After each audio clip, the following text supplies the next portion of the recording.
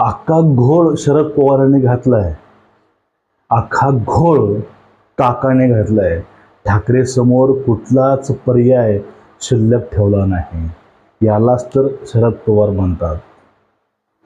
शिवसेनेच्या हिंदुत्वावर त्यांनी पहिला वार केला आणि शिवसेना पहिल्या सुरू अपंग याच माणसाने गेली. 2019ला हिंदुत्ववादी शिवसेनेला पुरोगामित्ववादी शांतीवादी काँग्रेससोबत घेऊन बसवलं. त्यावेळेसच शिवसेना अर्धी संपली होती. हिंदुत्ववादी गेले, सच्चे कार्यकर्ते गेले, सच्चे नेते गेले, सच्चे मित्र गेले आणि एक नैसर्गिक युतीला त्या दिवशीच शिवसेना ही पोरकी झाली होती आणि आपलं वेगळं हिंदुत्व मांडू लागले होते. यांचं वेगळं हिंदुत्व कसं होतं ते ढोंगी पोळल्यासारखं, म्हणजेच पवारांसारखं. फक्त मतापुरता हिंदुत्वाचा वापर करायचा. ज्यावेळेस वाटलं हिंदूविषयी दोन शब्द बोलायचे त्यावेळेस बोलायचे, पण ते पण बिदाडाचा कातडा घालून अंगावरती. इथपर्यंत घेऊन त्या ठिकाणी पवारांनी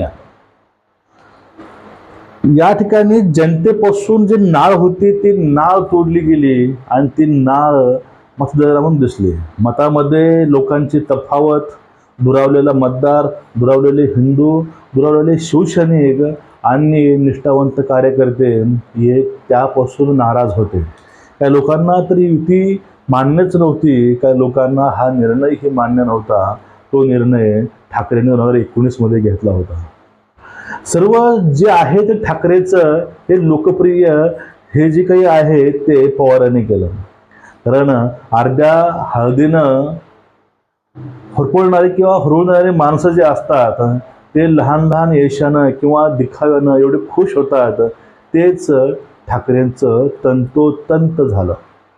जगातील सगळ्यात लोकप्रिय मुख्यमंत्री, महाराष्ट्राच्या मनातील चेहरा, एक जगातील सगळ्यात सेन्सिटिव्ह मुख्यमंत्री, असे अनेक टॅग देऊन म्हणजे सगळ्यात लोकप्रिय, आतापर्यंत जो भारतामध्ये मुख्यमंत्री झालाच नाही तिथपर्यंत गोष्टी ठाकरेंच्या डोक्यामध्ये बिंबवल्या गेल्या. पण ठाकरेंना ते खुर्ची, ती मातोश्री आणि काकाची स्तुती आणि ती मीडिया यापुढे त्यांनी कधीच लोकांकडे डोकावून सुद्धा बघितलं नाही. म्हणजे सत्तेपासून ह्या जनप्रवाहापासून वेगळं करण्यासाठी जो महत्त्वाचा डाव हातो तो डाव काकाने टाकला आणि काकांनी या सगळ्या मायाजालामध्ये ठाकरे नावाच्या महाराष्ट्र पुरुषाला गुंतवून ठेवलं. आणि ठाकरेंना हे वाटू लागलं की महाराष्ट्र म्हणजेच मी आणि मी म्हणजेच महाराष्ट्र. मग त्यानंतर यांच्या प्रत्येक भाषणामध्ये एक शब्द आला, महाराष्ट्राच्या मनातील, महाराष्ट्राच्या मनात, महाराष्ट्राच्या महाराष्ट्राच्या महाराष्ट्राच्या. पण महाराष्ट्राच्या मनात हे नाहीत, महाराष्ट्राच्या मनात दुसरे कोणीतरी आहे हे निवडणुकीच्या मतामधून दिसून आलं. म्हणून म्हणलं ना, यालाच तर पवार म्हणतात. बाळासाहेब हयात असताना बाळासाहेबांनी आपल्या पक्षावरती या माणसाची वक्र दृष्टी सुद्धा पडू दिली नाही, थोडा सहवास सुद्धा येऊ दिला नाही. ते बोलले होते, आम्ही वैयक्तिक मित्र असू, आमचे संबंध काही असतील, पण राजकीय आम्ही शत्रूच आहोत. कारण विचारधारेचा मित्रांनो प्रश्न होता. हिंदुत्ववादी विचारधारा आणि पवारांची विचारधारा हे खूप वेगळ्या, दोघांमध्ये खूप फरक आहे. राम मंदिर विषयी जे बाळासाहेबांचे वक्तव्य होते ते वक्तव्य काढून बघा आणि वक्तव्य ठाकरेंचे बघा, दोघांमध्ये जमीन आसमानचा फरक आहे. तो कडाडे हिंदुत्ववादी आवाज बाळासाहेबांचा आणि आता हे झुकलेले ठाकरे शांतीप्रिय समाजाकरता हिंदुत्व धाब्यावर बांधलेले, हे सगळ्या जनतेने पाहिलेलं आहे. प्रत्येक लोकांना, प्रत्येक माणसांना माहिती झालंय की उद्धव ठाकरेंची भूमिका कशी असते. शांतीवाद समाजामध्ये लोकप्रियता वाढवली काकाने, कारण हिंदूपासून दूर करण्याकरता, हिंदुत्वापासून दूर करण्याकरता एक गोष्ट करणं अतिशय महत्त्वाची होती. कारण रिकाम्या जागा भरल्याशिवाय ती रिकामी जागा हे पूर्ण होत नाही. अशीच रिकामी जागा एक विशिष्ट समाज आणून त्या ठिकाणी ठाकरेंची भरले गेले. ते खुश, ठाकरे खुश, जे काही यांचा मतदार आहे, काय याचा कार्यकर्ता वर्ग आहे, तो नाराज असेल तरी चालेल.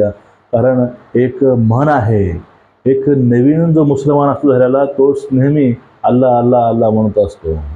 त्याला दाखवायचं असतं की मी कसा निष्ठावंत आहे, मी कसा कट्टर आहे. हेच दाखवायचा प्रयत्न हे ठाकरेंकडून करून घेतला गेला. याचं सगळ्याच्या मागं डोकं हे पवारांचं होतं. डोकं ठाकरेंचं नव्हतंच. त्याचं डोकं असलं असतं तर त्याने तो बंड केलाच नसता. हिंदू मुस्लिम राजकारण जे काही तोल आहे तो त्यांना तोल सांभाळता आला नाही. नाही ते हिंदूंचे राहिले, नाही ते मुसलमानांचे राहिले. वक्फ बिलाच्या विरोधामध्ये गेले तर त्यावेळेस मातोश्रीवरती उद्धव गद्दार हे अशा घोषणा घेऊन शांतीप्रिय समाज हा मातोश्रीवर इतिहासामध्ये पहिल्यांदाच आला होता. हे विसरून चालणार नाही. आणि हिंदूविषयी बोलायचं झालं तर हे रामावरती प्रश्न विचारतात, कुंभमेळ्यावरती प्रश्न विचारतात. एकूणच भगवद्गीतेला जाडजोड पुस्तक म्हणतात. हा यांचा प्रवास आता नाही हिंदूंचे आहेत ना हे मुसलमानांचे आहेत. हे कुणाचेच नाहीत, ना घरका ना घाटका अशी अवस्था या ठिकाणी पवारांची केलेली आहे. यांच्यावरती कोणाचाच विश्वास बसत नाही.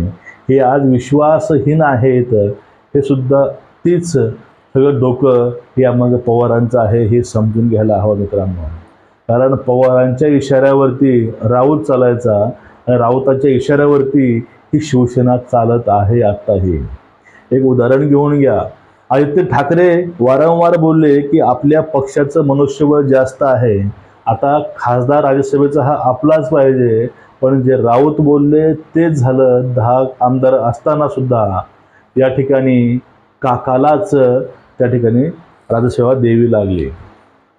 आणि त्याच्या पुढं झालं तर आता त्यांची इथपर्यंत अवस्था येऊन ठेवलेली आहे.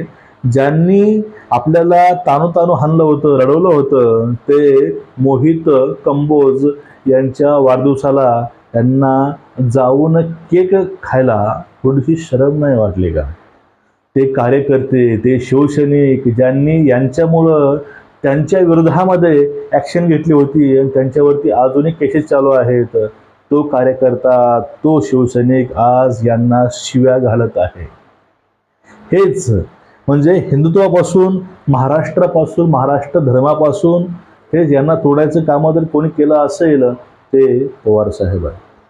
आणि कंबोजच्या पार्टीला जाण्यापर्यंतचा प्रवास जो आहे हा प्रवास सुद्धा त्याच्या मागं डोकं आणि हे लॉंग खेळी ही पवारांचीच होती. त्यांना इच्छा नसतानाही कंबोजच्या वाढदिवसाच्या पार्टीला जावं लागलं.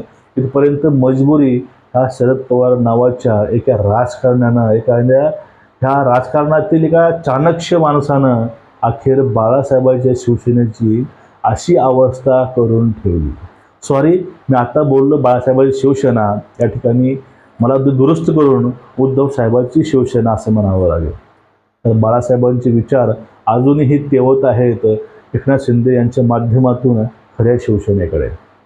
एकूणच हे सगळं बघितलं तर महाराष्ट्राच्या वाघापासून हे महाराष्ट्राच्या लांडोर कधी बनल्या हे कुणाला एकाच डोक्याला माहीत आहे.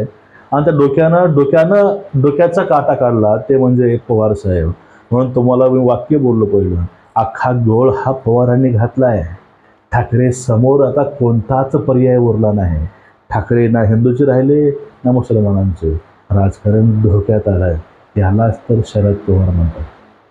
तुमचं मत काय नक्कीच व्यक्त व्हा. व्हिडिओ शेअर करा, चॅनलला सबस्क्राईब करा. रामकृष्ण हरी.